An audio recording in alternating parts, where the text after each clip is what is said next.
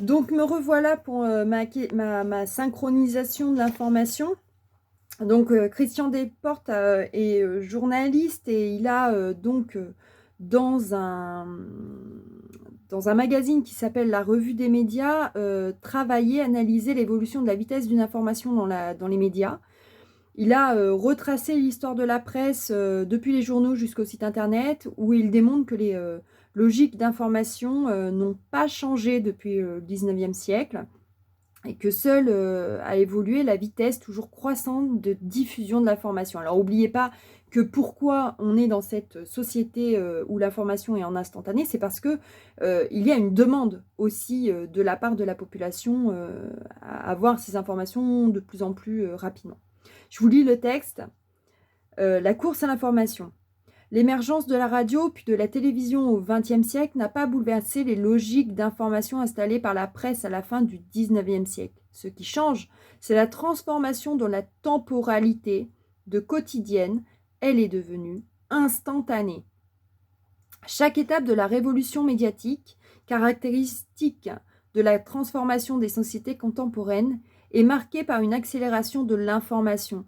Après l'émergence de la presse de masse, fin du XIXe siècle, c'est à la radio puis à la télévision d'y contribuer au XXe siècle.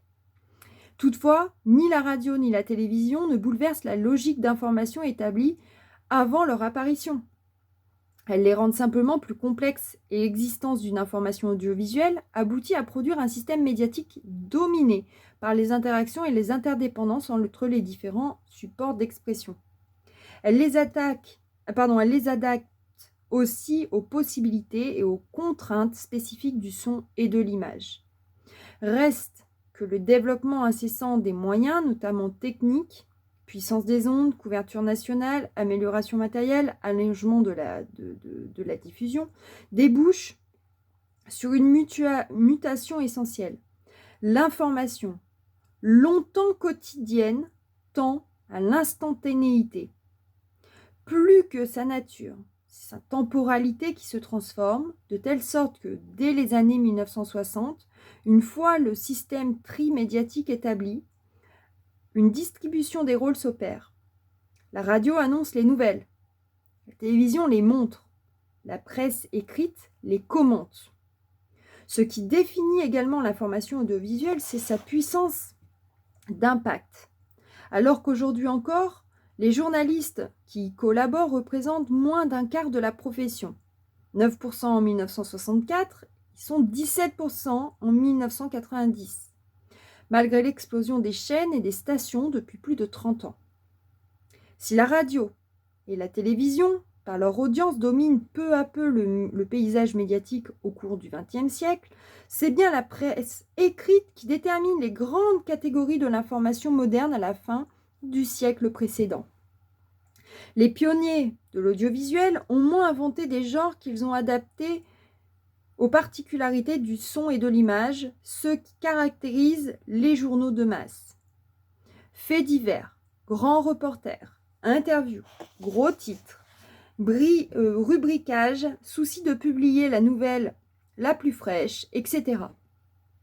Tout est là, déjà dans les quotidiens de masse à la belle époque. Les règles de l'information, de la source à la sélection de l'information, en passant par la vérification et le regroupement, définissent désormais la pratique journalistique.